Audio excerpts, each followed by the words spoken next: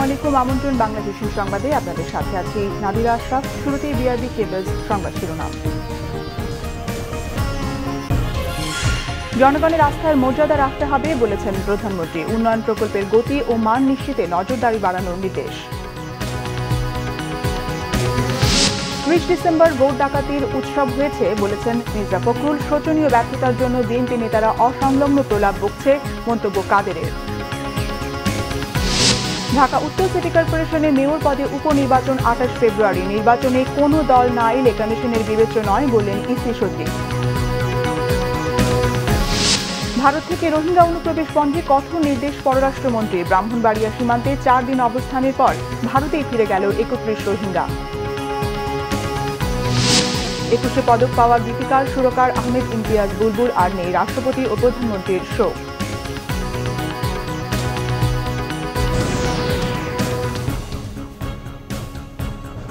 দেখছিলেন BRB cables সংবাদ শিরোনাম। এবারে বিস্তারিত। জনগণ যে গুরু দায়িত্ব দিয়েছে সেই বিশ্বাসের সম্মান রাখতে আবারও মন্ত্রীদের নির্দেশ দিয়েছেন প্রধানমন্ত্রী শেখ হাসিনা। জাতীয় অর্থনৈতিক পরিষদের নির্বাহী কমিটি একনেকের সভায় এই নির্দেশনা দেন প্রধানমন্ত্রী। নতুন সরকারের প্রথম একনেক সভা, তাই প্রধানমন্ত্রী শেখ হাসিনাকে ফুল দিয়ে শুভেচ্ছা জানান অর্থ ও পরিকল্পনা মন্ত্রী। রাজধানীর শেরেবাংলা নগরের এনএসসি সম্মেলন কক্ষে অনুষ্ঠিত সভায় অনুমোদন দেয়া হয় ১,৮৯৩ কোটি টাকা ব্যয়ে ৮টি প্রকল্পের। সভায় প্রধানমন্ত্রী শেখ হাসিনা বলেন, জনগণ ভোটের মাধ্যমে যে আস্থা ও বিশ্বাস রেখেছে তার মর্যাদা ধরে রাখতে হবে। উন্নয়ন প্রকল্পগুলো দ্রুত বাস্তবায়নে কাজের নজরদারি বাড়াতেও নির্দেশ দেন তিনি। জনগণ যে আমাদের উপরে যে দায়িত্বটা দিল, এটা তাদের সেই বিশ্বাসের মর্যাদা যেমন আমাদের দিতে হবে এবং তাদের জীবন মান যাতে উন্নত হয়, বিশেষ করে একেবারে তৃণমূল পর্যায়ে সাধারণ মানুষের ভাগ্য যাতে পরিবর্তন হয় সেদিকে লক্ষ্য রেখেই আমাদের কাজ করতে হবে। এবং আমি মনে করি যে আমাদের সকল পরিকল্পনাও হবে একেবারে গ্রামের তৃণমূল মানুষের ভাগ্য পরিবর্তনের লক্ষ্য সামনে রেখে। প্রকল্প বাছাই ও বাস্তবায়নে মন্ত্রণালয়গুলোকে আরও যত্নবান হবার তাগিদ দেন প্রধানমন্ত্রী শেখ হাসিনা। উন্নয়নের ধারা অব্যাহত রেখে উন্নয়নশীল থেকে দেশকে উন্নত পর্যায়ে নিয়ে যেতে হবে বলেও জানান প্রধানমন্ত্রী। যে প্রকল্পগুলি আমরা গ্রহণ করেছি সেগুলি দ্রুত বাস্তবায়ন শুরু করা এবং সেটাতে যথাযথভাবে হয় সেটার উপর নজরদারিটাও বাড়াতে হবে, কারণ যত বেশি নজরদারি বাড়বে কাজের গতি এবং কাজের মান তত বেশি ভালো হবে। আমাদের প্রবৃদ্ধি আমরা 7.86 উন্নীত করতে পেরেছি, এটা আমাদের ধরে রাখতে হবে এবং সামনে আরও এগিয়ে যেতে হবে।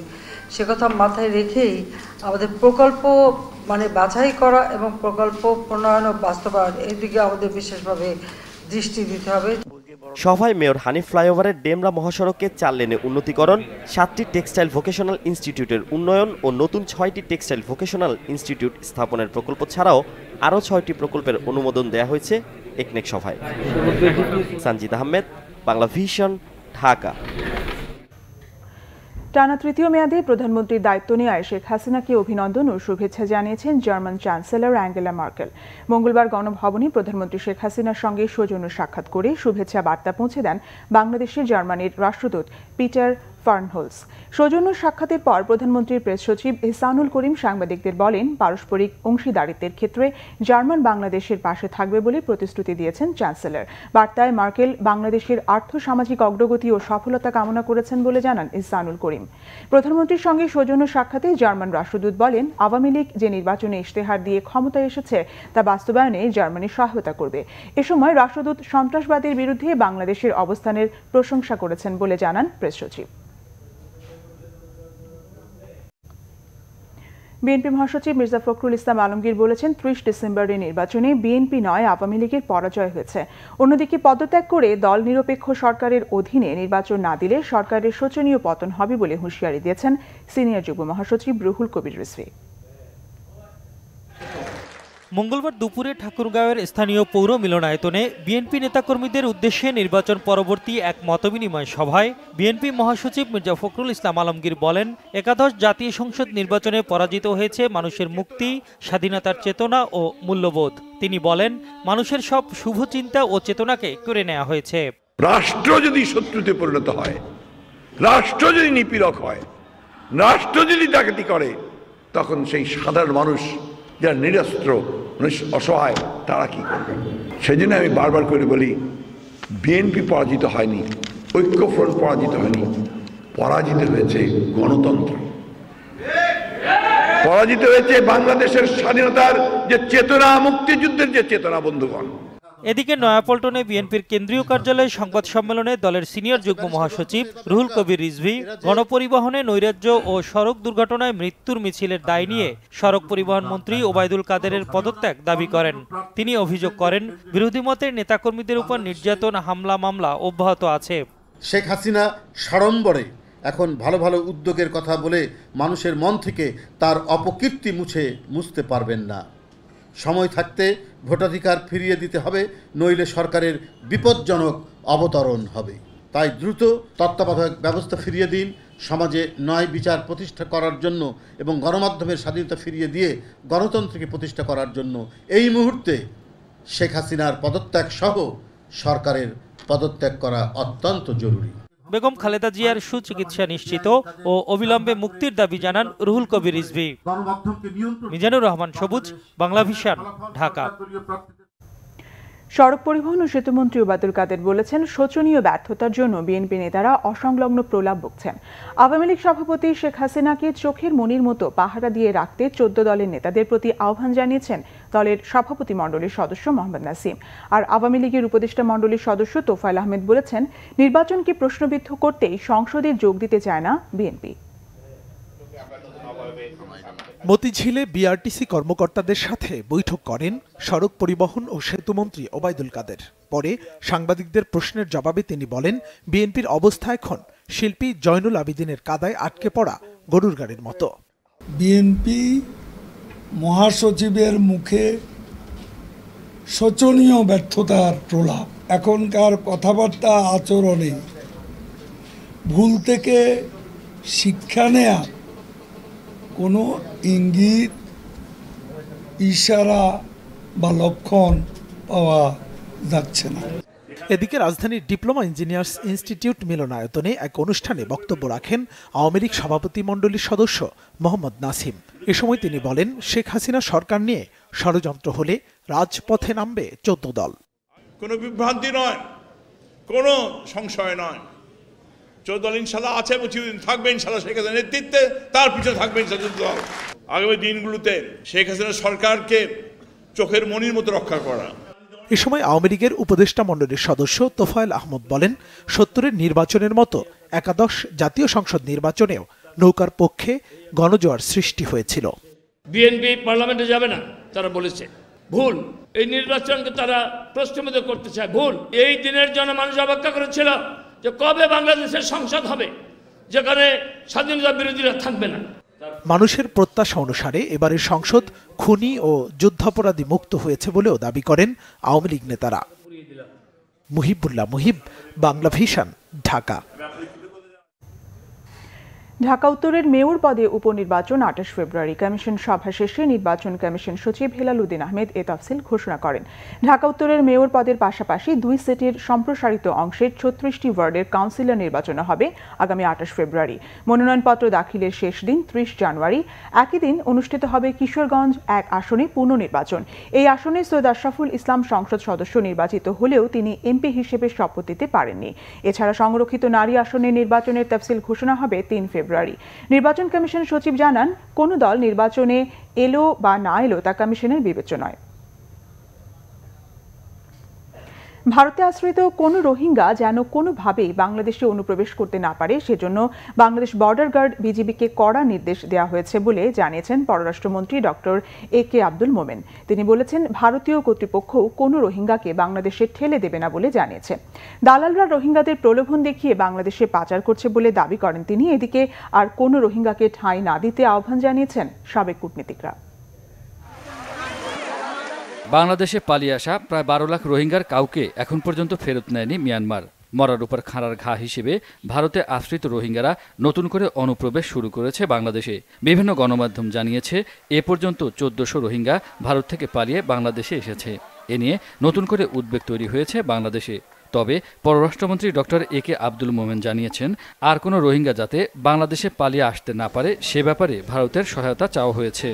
মানব পাচারকারী ওখানে কোনো লোকরে আপনার বুঝিয়েছে যে এখানে রোহিঙ্গারা খুব শান্তিতে আছে। তো হয়তো আর কেউ চাকরি বাকরির জন্য হয়তো বা গিয়ে থাকতে, উই ডোন্ট নো, কিন্তু ভারতরা পুরোপুরি বন্ধ করে দিয়েছে। বিএসএফ এবং আমাদের বিজেপিকে আদেশ করা হয়েছে যে তারা এই ব্যাপারে খুব শক্ত অবস্থান নেবে। ভারত থেকে কোনো এই রোহিঙ্গারা আমাদের দেশে আসবে না।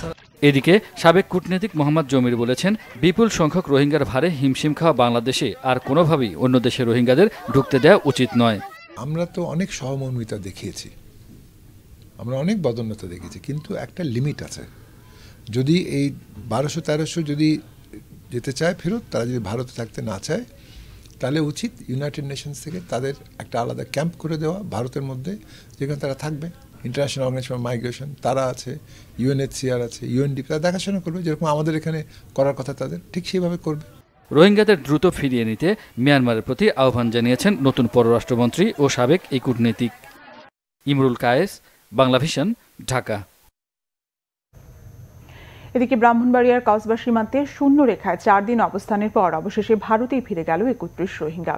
তাদের বাংলাদেশে পাঠানোর চেষ্টা করছিল ভারতীয় সীমান্তরক্ষী বাহিনী বিএসএফ। সকালে কসবা উপজেলার কাজিয়াতলি এলাকার বাংলাদেশ ভারত সীমান্তের 2029 নম্বর পিলারের শূন্য রেখা থেকে তাদের নিয়ে যায় বিএসএফ। 18 জানুয়ারি রাতে নারী, পুরুষ ও শিশুসহ 31 রোহিঙ্গাকে বাংলাদেশে পুশ ইনের চেষ্টার সময় বিজিবি তাদের থামিয়ে দেয়। এরপর থেকে বিজিবি ও বিএসএফ এর মধ্যে একাধিক বৈঠক হয়, কিন্তু কোনো সিদ্ধান্ত হয়নি। 25 বর্ডার গার্ড ব্যাটালিয়নের অধিনায়ক লেফটেন্যান্ট কর্নেল গোলাম কবির জানান, সকালে কোনো বৈঠক ছাড়াই তাদের সীমান্ত থেকে সরিয়ে নেয় বিএসএফ। দুর্নীতির বিরুদ্ধে প্রধানমন্ত্রী শেখ হাসিনার এবারের কঠোর অবস্থানকে ইতিবাচক বলছেন বিশিষ্টজনরা। আস্থা অর্জনে মানুষকে নাড়া দিতে আলোচিত কয়েকজন দুর্নীতিবাজকে বিচারের মুখোমুখি দেখতে চান তারা। পরামর্শ দিয়েছেন, দুর্নীতির বিরুদ্ধে এই সংগ্রাম যেন কোনোভাবে রাজনৈতিক ফায়দা লোটার জন্য না হয়। টানা তৃতীয় মেয়াদে সরকার প্রধানের দায়িত্ব নেওয়ার পর দুর্নীতির বিরুদ্ধে কঠোর অবস্থানে প্রধানমন্ত্রী শেখ হাসিনা। ক্লিন ইমেজের মন্ত্রিসভা গঠনকে তার সেই অবস্থানের প্রাথমিক লক্ষণ হিসেবে দেখছেন বিশিষ্টজনরা। যে রায় জনগণ দিয়েছে, এই রায় হচ্ছে সন্ত্রাসের বিরুদ্ধে রায়, জঙ্গিবাদের বিরুদ্ধে রায়, মাদকের বিরুদ্ধে রায়, দুর্নীতির বিরুদ্ধে রায়। সাবেক মন্ত্রিপরিষদ সচিব ডক্টর সাদত হুসাইনের মতে, আগে ধরতে হবে চিহ্নিত দুর্নীতিবাজদের। রাঘব বলদের 2-1জনকে বিচারের আওতায় আনলে টনক নড়বে বাকিদের। আইনের ফাঁক গলিয়ে বের হয়ে যাওয়ার প্রবণতা দূর করারও পরামর্শ তার। এমনভাবে ধরতে হবে যে তাদের যাতে ইয়ে না পায়, এবং সেটা যাতে সিলেক্টিভ না হয়। যদি দেখে যে না, এর মাধ্যমে আপনি আবার একটা রাজনৈতিক ফায়দা করতে, তাহলে কিন্তু লোকে বিশ্বাস করবে না। উদ্দেশ্যের প্রতি সৎ থেকে, কমিটেড থেকে কাজ করবেন। জয়ী হওয়া না হওয়া এটা অনেক কিছুর উপর নির্ভর করে। অনেক সময় ভালো যুদ্ধ করেও আপনি হয়তো পুরা সাকসেসফুল না হতে পারেন। ওনাকে সেইখানে যে কাজগুলি উনি করবেন, যে সব পদক্ষেপগুলি নেবেন, সেগুলি যাতে বাইরে লোকে মনে করে এগুলি ইফেক্টিভ, এবং এটার মধ্যে কোনো রকম বৈষম্য, কোনো রকম রাজনীতি ছিল না, এটুকু হইলেই সাকসেসফুল হবে। এদিকে শেখ হাসিনা ঠিক পথে এগুচ্ছেন বলে মনে করছেন আওয়ামী লীগের উপদেষ্টা পরিষদের সদস্য ও সাবেক রাষ্ট্রদূত মোহাম্মদ জমির। দুর্নীতির বিরুদ্ধে এই সংগ্রাম কঠিন বলেও মত তার। এই রাঘব বোয়ালরা যাতে ধরা পড়ে, সেই জন্যে কিন্তু এবারে পুরো সার্বিকভাবে আমাদের ক্যাবিনেট চেঞ্জ হয়েছে এবং কাউকে ছাড়া হচ্ছে না, এবং this is a good step. এবং এই কারণে বিশ্বাস করি, আমরা যদি সত্যি চেষ্টা করি, সচেষ্ট হই, তাহলে আমরা পারবো, না পারার কোনো কারণ নেই। আমি মনে করি যে হায়রানি না করে, এবং আরেকটি জিনিস যেটা হচ্ছে, সেই দুর্নীতি দমন করার জন্য কিন্তু অত্যন্ত গুরুত্বপূর্ণ আমাদের যে জুডিশিয়াল প্রসেসটা, আইনগত দিকটা, সেখানে স্পিডি ট্রাইব্যুনাল ট্রায়াল হওয়া দরকার। ওই পড়ে রয়েছে, বছরের পর বছর ঘুরছে একই জিনিস, তা নয়। তাইমুর রশিদ, বাংলা ভিশন, ঢাকা। সঙ্গীতাঙ্গনের পুরোধা ব্যক্তিত্ব ও শিল্পী নির্মাণের কারিগর আহমেদ ইমতিয়াজ বুলবুল চলে গেলেন সবাইকে একা করে। বীর মুক্তিযোদ্ধা, প্রখ্যাত গীতিকার, সুরকার ও সঙ্গীত পরিচালক আহমেদ ইমতিয়াজ বুলবুল মঙ্গলবার দিবাগত রাতে নিজ বাসায় হৃদরোগে আক্রান্ত হয়ে মারা যান। ইন্না লিল্লাহি ওয়া ইন্না ইলাইহি রাজিউন। বুধবার সকাল 11টায় কেন্দ্রীয় শহীদ মিনারে রাষ্ট্রীয় সম্মান ও শ্রদ্ধা জানানোর জন্য বুলবুলের মরদেহ রাখা হবে। আফতাবনগরের এই বাসায় কিবোর্ড, গিটার সবই আছে, শুধু নেই আহমেদ ইমতিয়াজ বুলবুল। আর কোনো গানের সুর তুলবেন না, লিখবেন না কোনো গান, সোমবার রাতে অসুস্থ হয়ে পড়লে রাজধানীর একটি হাসপাতালে নেওয়া হলে চিকিৎসক তাকে মৃত ঘোষণা করেন। আমার বুকটা ব্যথা করতেছে, মনে হয় হার্ট অ্যাটাক, তুমি একটু তাড়াতাড়ি এসো। এখানে এসে দেখি যে স্যারের রুমে স্যার অচেতন অবস্থায় পড়ে আছে। প্রধানমন্ত্রী যেন তার একটা কবরস্থান, মানে তার একটা কবরস্থানে, বরণী বুদ্ধিজীবী কবরস্থানে বা যেখানে তার কবর দেওয়া হোক, যেন পার্মানেন্ট একটা কবর তাকে দেয়, যেখানে মানুষ এসে তাকে শ্রদ্ধা করতে পারে, তাকে স্মরণ করতে পারে। মৃত্যুর খবর ছড়িয়ে পড়লে সেখানে ছুটে যান সঙ্গীতাঙ্গনের শিল্পী, গীতিকার, মিউজিশিয়ানরা। অনেক ভক্ত শ্রোতারাও ভিড় জমান। তৈরি হয় শোকাবহ পরিবেশ। আহমেদ ইমতিয়াজ বুলবুল অসংখ্য জনপ্রিয় গানের গীতিকার, সুরকার ও পরিচালক ছিলেন। কাজের স্বীকৃতি হিসেবে পেয়েছেন 21 পদক, রাষ্ট্রপতির পুরস্কার, জাতীয় চলচ্চিত্র পুরস্কার সহ অসংখ্য সম্মাননা। 1971 সালে কিশোর বয়সে মুক্তিযুদ্ধে অংশগ্রহণ করেন এই মানুষটি।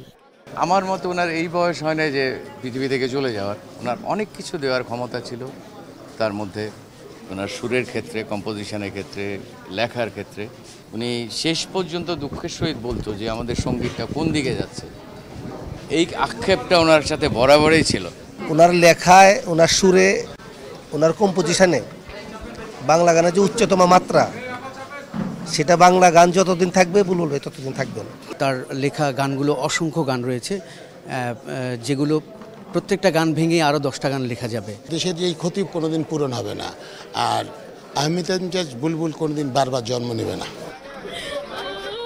আহমেদ ইমতিয়াজ বুলবুল একটি নাম, একটি প্রতিষ্ঠান, যিনি রুনা লায়লা, সাবিনা ইয়াসমিন, এন্ড্রু কিশোরের জন্য যেমন গান তৈরি করেছেন, তেমনি নতুন প্রজন্মের শিল্পীদেরকেও তুলে এনেছেন মাঠ পর্যায় থেকে। এই দেশ তার কাছে কৃতজ্ঞ। উনি আজ শুধুমাত্র গান দিয়ে কৃতজ্ঞ নয়, দেশ প্রাপ্তিতেও তার অনেক বড় অবদান। আমরা রিয়েলিটি শো থেকে এসেছি, যে ক্লোজ আপ ওয়ানের মাধ্যমে। স্যার আমাদের মূল বিচারক ছিলেন এবং তার কাছ থেকে অনেক কিছু শিখেছি আমরা। প্রত্যেকবার জন্মদিনে সবসময় সারপ্রাইজ, সবার আগে দিয়েছি, সবার আগে আসছি। এবারটাই আসতে পারলাম না, এবারটাই আমার বাবাকে আমি হারিয়েও ফেললাম। সারা জীবনের এই কমতিটা বোধহয় মনের মধ্যে কুরে কুরে খাবে আমাকে। আফতাবনগরের বাসা থেকে বঙ্গবন্ধু শেখ মুজিব মেডিকেল বিশ্ববিদ্যালয়ের হিমঘরে রাখা হয়েছে আহমেদ ইমতিয়াজ বুলবুলের মরদেহ। বুধবার বাদ জোহর ঢাকা বিশ্ববিদ্যালয়ের কেন্দ্রীয় জামে মসজিদে জানাজার কথা রয়েছে। দীপন দেওয়ান, বাংলা ভিশন, ঢাকা। নিচ্ছি সিবিসি টাইল সংবাদ বিরতি, সঙ্গেই থাকুন, ফিরে এসে থাকছে। ত্রুটিমুক্ত পরীক্ষা ও প্রশ্ন ফাঁস রোধ কেবল সরকারের নয়, অভিভাবক সহ সকলের দায়িত্ব বলেছেন শিক্ষামন্ত্রী। নবম ওয়েজ বোর্ডে টেলিভিশন সাংবাদিকদের বিষয়টি গুরুত্বের সঙ্গে বিবেচনা করা হচ্ছে, জানিয়েছেন তথ্যমন্ত্রী ডক্টর হাসান মাহমুদ।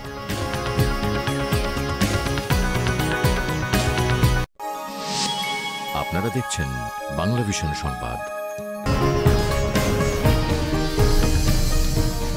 স্বাগত আরেকবার বাংলা ভিশন সংবাদে।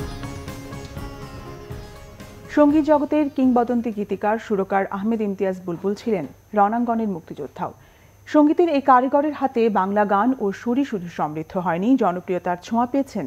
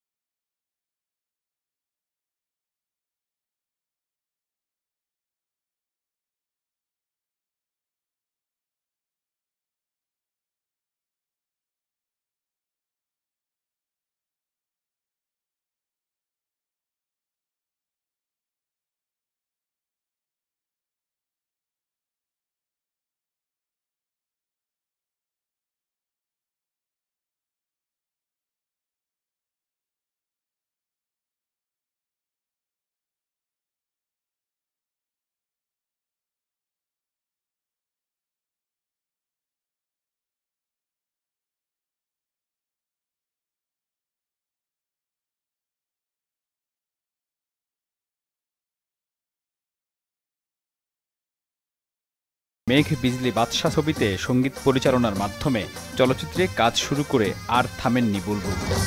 আম্মা জান চোখের মনি আম্মা জান, বুকের ধ্বনি আম্মা জান, প্রাণের খনি আম্মা জান, আম্মা জান, আম্মা জান, আপনি বড় মেয়ে। তার একের পর এক কালজয়ী সৃষ্টি সব সময়ের জন্যই আধুনিক। তোমার আমার কবে কখন দেখা হয়েছিল, কে প্রথম কথা বলেছিলাম মনে নেই, ও দেখা হলো কথা হলো, কে প্রথম মন দিয়েছিলাম মনে নেই। ও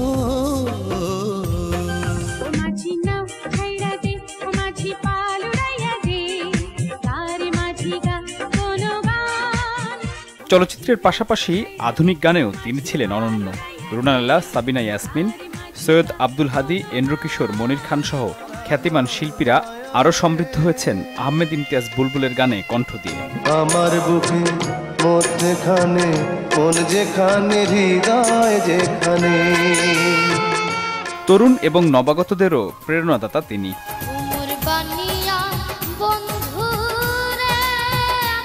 এটা আমার সত্যি কথা। আমার বয়সকালে একজন সাধু, একজন সন্ন্যাসী অথবা একজন বাউল হওয়ার খুব ইচ্ছা। 3 শতাধিক সিনেমায় সঙ্গীত পরিচালনা করেছেন আহমেদ ইমতিয়াজ বুলবুল। 2001-এ হাজার বছর ধরে এবং 2005-এ প্রেমের তাজমহল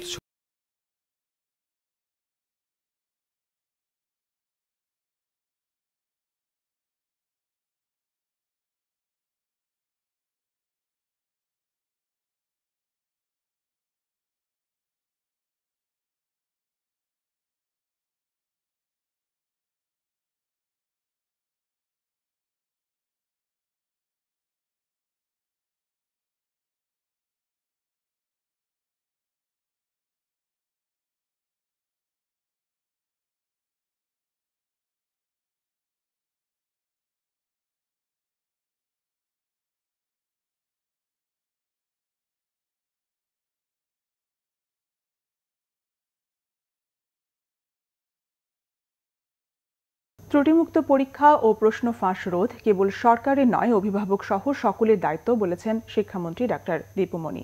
তিনি বলেন, এবারের আসন্ন এসএসসি পরীক্ষা সবার জন্যই পরীক্ষা। সকালে চট্টগ্রামের এম এ আজিজ স্টেডিয়ামে 48তম শীতকালীন জাতীয় স্কুল, মাদ্রাসা ও কারিগরি শিক্ষা ক্রীড়া প্রতিযোগিতার উদ্বোধন অনুষ্ঠানে মন্ত্রী এসব কথা বলেন। অভিভাবক ও পরীক্ষার্থীদের কোনো ধরনের অনৈতিক পথের খোঁজে না নামারও অনুরোধ জানান দীপুমণি।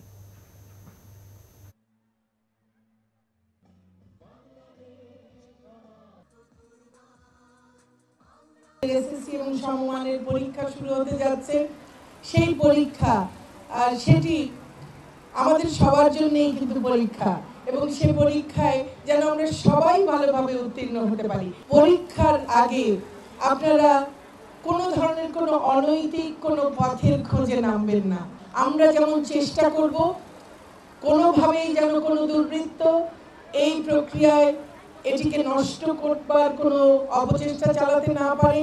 একইভাবে যদি ডক্টর হাসান মাহমুদ জানিয়েছেন, নবম ওয়েস বোর্ডে টেলিভিশন সাংবাদিকদের বিষয়টিও গুরুত্বের সঙ্গে বিবেচনা করা হচ্ছে। বিকেলে সচিবালয়ের সাংবাদিক নেতৃবৃন্দের সঙ্গে বৈঠকের শুরুতে এই তথ্য জানান তিনি। জানান, নবম ওয়েস বোর্ড দ্রুত বাস্তবায়নের লক্ষ্যে কাজ শুরু করেছে সরকার। মঙ্গলবারের বৈঠকে সারসংক্ষেপ মন্ত্রিসভায় উপস্থাপন করা হবে। এরপর এই সম্পর্কে সিদ্ধান্ত নেওয়া হবে।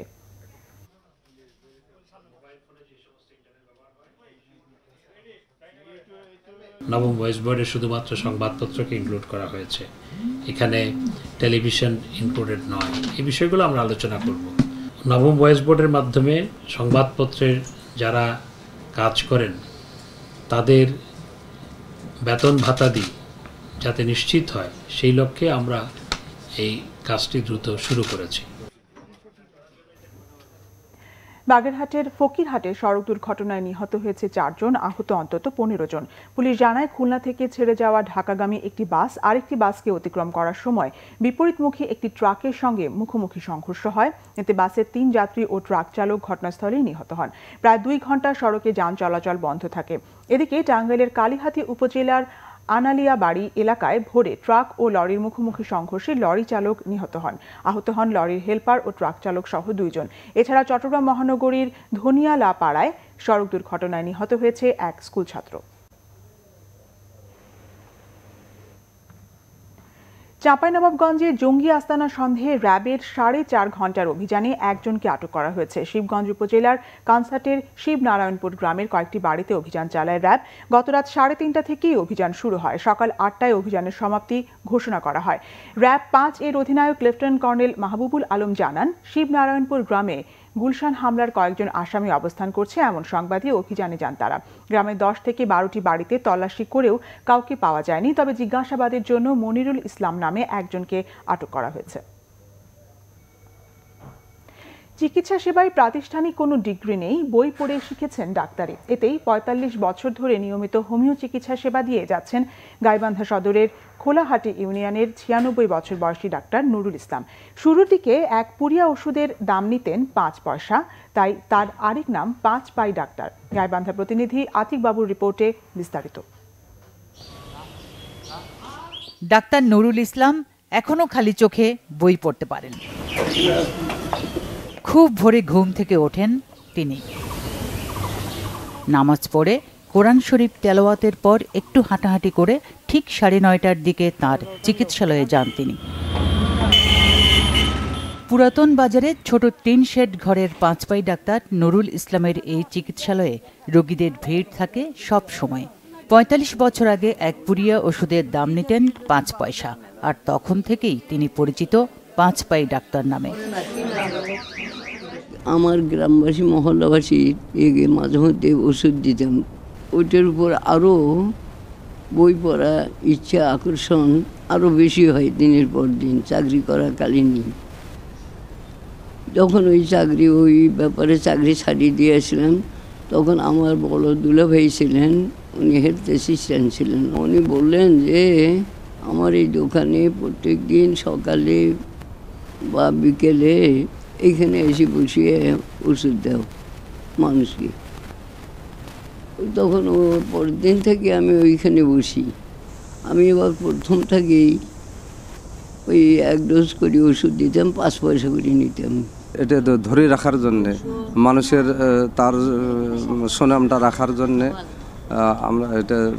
আমি এটা করতেছি, এবং আমার ছোট ভাইটাকেও এটা করতেছি, এবং আমার মেয়েটাকেও আমি সামনে জি। নুরুল ডাক্তার বর্তমানে এক পুরিয়ার দাম নেন 50 পয়সা থেকে 20 টাকা পর্যন্ত। সকাল 10টা থেকে বেলা 4টা পর্যন্ত রোগী দেখেন তিনি। তার 3 জন সহকারী রয়েছে। দীর্ঘদিন থেকে আমি এখানে চিকিৎসা করতেছি। আমার ছেলে বা ছেলে মেয়ে 3 জনের। শরীরের যে কোনো সমস্যা হলেই দাদুর ওষুধ খাইলেই ভালো হয়ে যায়। ওনার ওষুধ ছাড়া আমার কাজ হয় না। আমি আসছি পাবনা থেকে। এনার কাছে আমি চিকিৎসা নিয়ে অনেকটা উপকৃত পেয়েছি। ডাক্তার সাহেব প্রেসক্রিপশন করে আমরা ওষুধ দিই।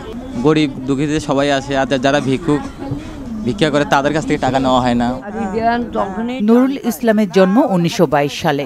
1950 সালে ম্যাট্রিক পাশ করেন তিনি। স্ত্রী জামিলা খাতুন এবং 5 ছেলে ও 2 মেয়ে নিয়ে তাঁর সংসার। Bangla vision news desk. আবার নিচ্ছি সিবিসি টাইল সংবাদ বিরতির সঙ্গেই থাকুন, ফিরে এসে থাকছে। রাশিয়ার দখলে থাকা ভূখণ্ড ক্রিমিয়ার লাগোয়া কার্চ প্রণালীতে গ্যাসবাহী জাহাজে বিস্ফোরণ, ভারতীয় সহ অন্তত 14 জন নিহত। ফুটবল উন্নয়নে গঠিত হল বাংলাদেশ ফুটবল ক্লাব অ্যাসোসিয়েশন। সভাপতি তরফদার রুহুল আমিন, সাধারণ সম্পাদক মমিনুল হক সাইদ।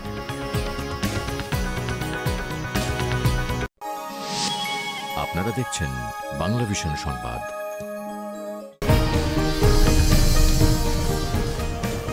আবার স্বাগত বাংলা ভিশন সংবাদ। এবার আমিন জুয়েলার্স আন্তর্জাতিক সংবাদ।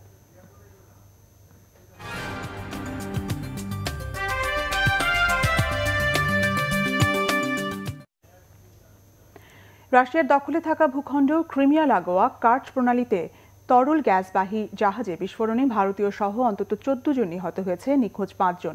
রাশিয়ার পরিবহন মন্ত্রণালয় থেকে জানানো হয়েছে, স্থানীয় সময় সোমবার সকালে তানজানিয়ার পতাকাবাহী একটি জাহাজ থেকে অপর জাহাজে তরল গ্যাস LNG স্থানান্তরের সময় এই বিস্ফোরণ হয়।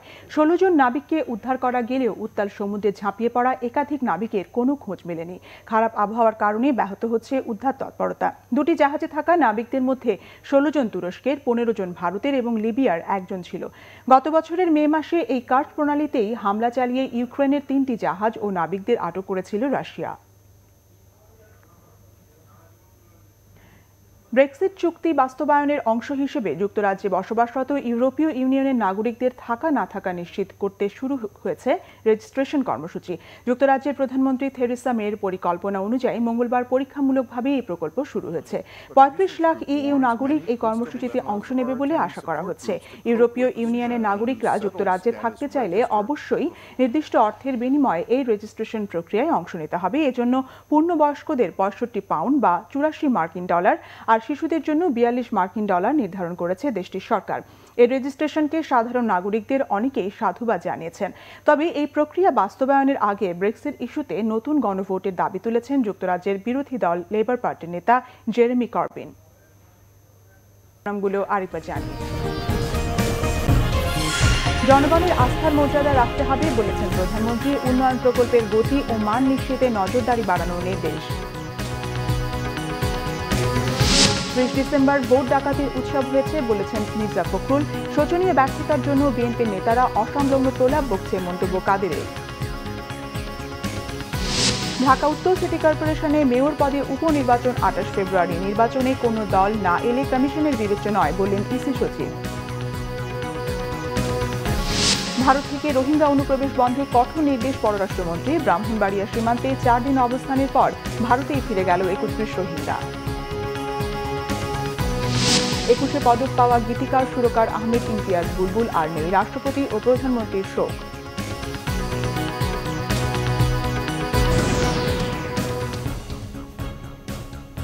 এই ছিল এখনকার মতো। পরের সংবাদ রাত 10:30টায় 9টায় নিউজ টপ 10 দেখার আমন্ত্রণ রইল। এছাড়া ফেসবুকে বাংলাভিশন সংবাদ সরাসরি দেখতে লগ ইন করতে পারেন facebook.com/বাংলাভিশনে। এতক্ষণ সাথে থাকায় ধন্যবাদ।